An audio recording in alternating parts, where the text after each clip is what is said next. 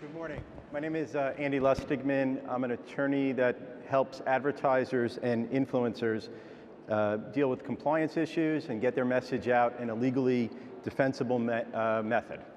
So what we're going to talk about today is the laws that govern influencer and creator marketing. Just going to try to give you an overview and then some recent cases that have focused on influencer marketing campaigns. Keep in mind that even though it's social media, advertising, whether it's in the social media space or otherwise, is governed by traditional advertising laws. And those could be the Federal Trade Commission Act, it could be the Food, Drug, and Cosmetic Act, it could be state law equivalents. These requirements are going to apply regardless of the marketing channel or the method of communication. So even though it's on Facebook, it's still going to be governed by the law. Advertisers, and those are the brands, are responsible for the claims they make in advertisements and those that are done by the influencers and their agencies. Also, and this is important, is that the influencers, you can be held liable for the claims that you are making, and that includes deceptive representations or if they're involved in the dissemination of the advertising. When you are required to make a disclosure, it needs to follow what's known as the 4 Ps, and we'll get into what those are. And also keep in mind that intellectual property needs to be respected. So who can challenge advertisements? Well, you can have on the federal level, like the Federal Trade Commission, the Food and Drug Administration, but you can also have self-regulatory bodies, and we're going to talk about some cases that have been brought by the NAD, the National Advertising Division of the Better Business Bureau. Competitors can bring challenges with respect to advertising campaigns that can involve influencers. And then you can also have consumers bringing class actions. And this can include influencer campaigns as well. When you boil it down, you're really talking essentially about a key law being Section 5 of the FTC Act, right? There's no specific law, so to speak, that says, okay, this law is what governs social media advertising. It boils down to Section 5 of the FTC Act, which prohibits unfair, deceptive acts or practices. And what that means is the claim likely to mislead a reasonable consumer? Are the claims supported by competent evidence? Are they substantiated? Can the consumer reasonably avoid the injury? Now, what that means, and as it relates to influencer campaigns, the government has said is, does the consumer know that there's a connection between the influencer and the advertiser? That's what we're talking about there. And we view this from a reasonable consumer's perspective. Now, as influencers, there are certain key things that you must keep in mind. When you are talking about a product or a service, it must reflect your honest experience. You have to be a bona fide user of the product. You cannot make, and a brand cannot ask you to make, a representation that the brand could not make itself. So you can't go through an influencer to make a claim that you don't have support for or would be deceptive. And when there is a connection between an influencer and a brand, that connection must be disclosed or it must be obvious.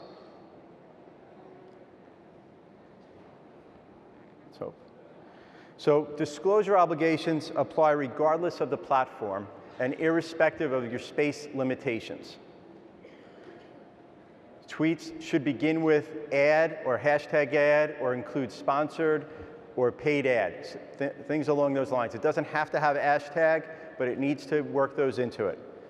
Disclosures need to be on all page posts, links, and appear throughout the videos. And you must follow what's known as the 4 Ps. Is it big enough to read? Is it understandable? Will it be seen? And is it close to the claim at issue? Now, the FTC has said that any material connection between the brand and the influencer must be disclosed. So what are we talking about? That means if you've been hired as an influencer, that needs to be disclosed. If you're an employee of the brand, that needs to be disclosed. If you're being paid, again, disclosure, discounts, products, even a sweepstakes entry. If you're doing something as an influencer for a sweepstakes entry, the FTC has said, believe it or not, you need to make that disclosure. So how do you make these disclosures? They have to be clear and conspicuous. They have to show that it's sponsored or ad or sweepstakes, and it should be upfront, not just in the headers. If you're talking about a video, a vlog, it needs to be in numerous times throughout the video. It should be at the beginning of the tweet. And know that the government has said that promoted by is just not enough. So with those teachings in mind, I reached out to my favorite youth vlogger, my son Matarexic, and asked him to, if he was hired by Mondelez to do a review on new Swedish Fish, how would he handle that? Hey guys, it's your boy Matarexic coming at you. I'm gonna try two different styles of Swedish Fish. First one, to check if it's a new look, but is it a new flavor? We will find out today. Alright, I'm gonna go taste this.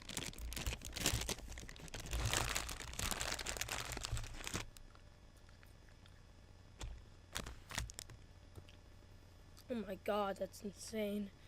Well, I guess by now, I'm going to try a second flavor. This is the brand new knockoff version of Swedish Fish.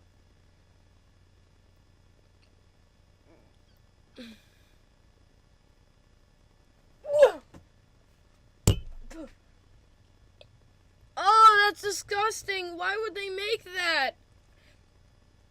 Swedish Fish really is the better. So Matt, notwithstanding being my son, didn't follow exactly the rules, right? If he was hired by Mondelez, he didn't share that he was, there was a connection between them. He didn't exactly do a fair taste test, if you will, with respect to the product. So, so why, you're sitting here and you're saying he's an aspiring star. Why should he necessarily care? I mean, we're influencers. What's out there for us? Well, if you're a brand, you're going to be held liable for both the express and the implied claims that are made by either not just the advertiser, but also the influencer. There's potential liability for the influencers and advertisers' failure to disclose the connection. And then importantly, and this is the one I really think you should really keep in mind, is tarnishing of your reputation.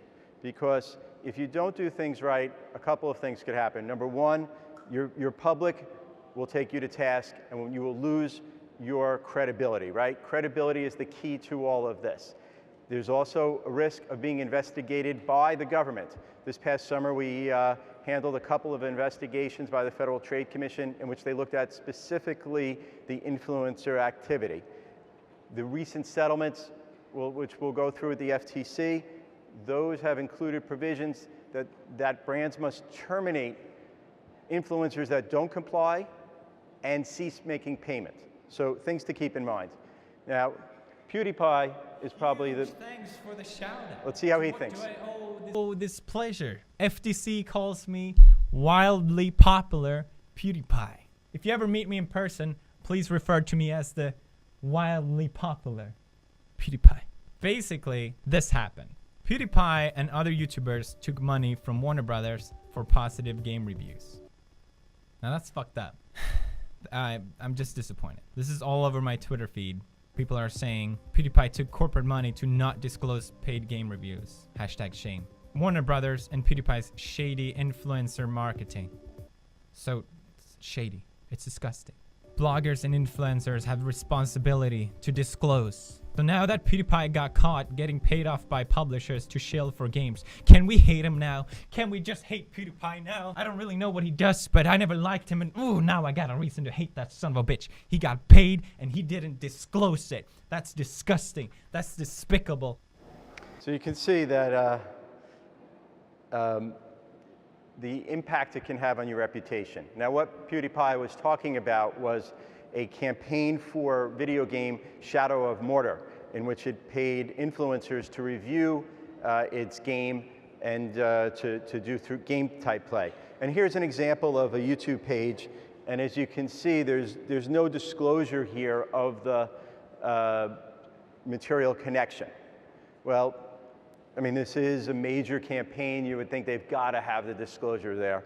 Well, in fact, they did have the disclosure. You can see way down on the bottom, after the merchandising, after business inquiries, there is a disclosure, and the disclosure says, this video is sponsored by Warner Brothers, and then it adds the great, no one reads this far into the description. What are you doing snooping around? Most people would say that would be Exhibit A to the case. It was actually Exhibit B, but you can imagine. So the influencers got free advanced games, and they were paid. The allegation was that Warner Brothers did not tell influencers to include sponsorship disclosures clearly and conspicuously, to follow the 4 Ps. In fact, the allegation is that they told influencers to disclose below the fold, and also told the influencers how to speak with respect to the game, not to disclose glitches and the like.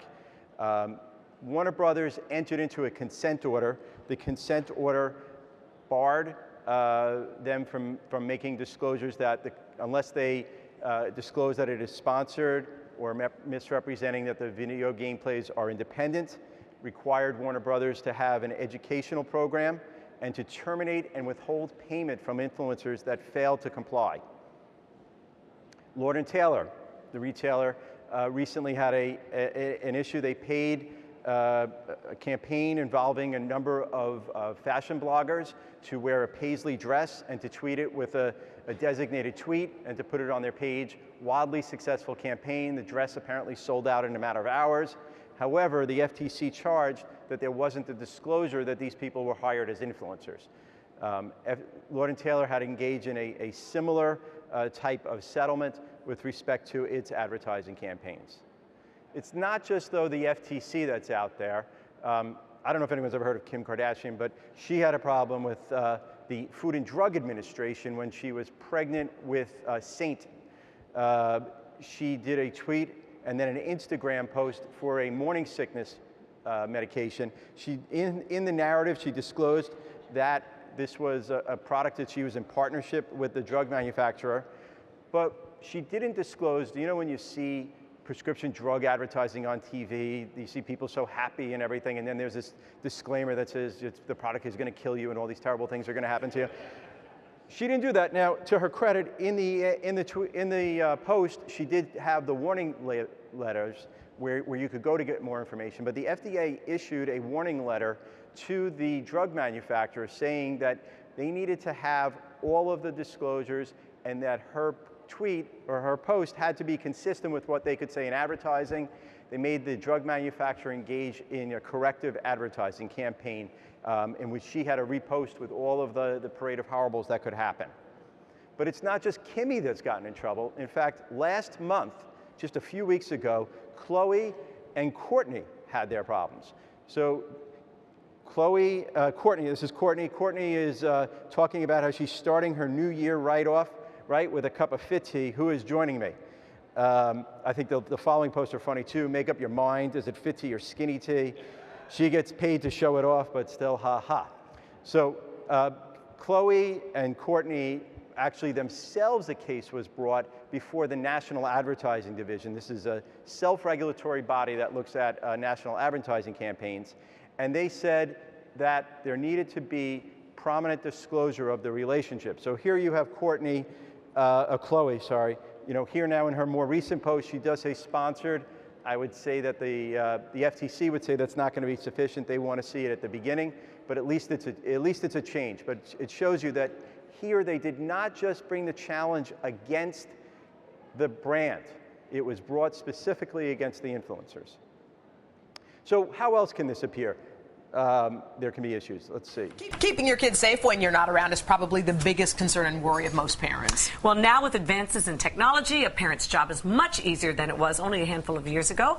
Here to tell us what's out there is Alison Rhodes. She's a national family and safety expert known as the Safety Mom. That's like underdog. Exactly. Hey, I've got a big S on my chest. Good to meet you. Now, we were captivated by the first thing that you have on your table, and it's almost like, I guess, a motion detector for kids at home while you're at work so you can check on them. This is truly... What was charged is that the Safety Mom was actually a paid influencer and was actually paid a lot of money. And here she's on the Today Show, and she doesn't represent or disclosed that she is a paid influencer for ADT. ADT then had a similar FTC order put in place like the others. Interestingly, recently, Joyous and People magazine, on the People page, Joyous had a section on the page called Products We Love. The products we love were actually, it was actually a shopping page. These were endorsed type pages, so there was a connection with it. And they were charged with failing to disclose that this is really a shopping channel, so to speak, that would not be readily obvious from just seeing products we love. I'm going to skip through because we're beginning to run out of time. So what does this mean to brands and influencers? Where we are today, what does this mean? I think the first thing you need to do is to really embrace disclosure. A very seasoned trial lawyer taught me long ago, when you have a negative fact, when you have something that you're scared of, don't be scared of it, embrace it. Spin it your way, make it a positive. And that's something I think you should take in mind when dealing with any type of disclosure. Don't be the person who buries it in the very bottom. When in doubt, if you're unsure, disclose and do so prominently. Make sure you're being authentic and honest. You know, sincerity is important. If you're a brand, don't have the influencers do what you can't do yourself. If you're a brand, make sure you have influencer guidelines and make sure you read them and make sure there's education to explain them. You should monitor what your influencers are doing and make sure there's compliance. If there isn't compliance, make sure that you retrain them. Let people know what they're doing wrong. Be smart and mindful, and if you're unsure, just don't post it, okay? Thanks very much. If you are interested in any of these topics, we have a bunch of articles at the Olshan table back there, and I'm happy to answer any questions after the break. So take care.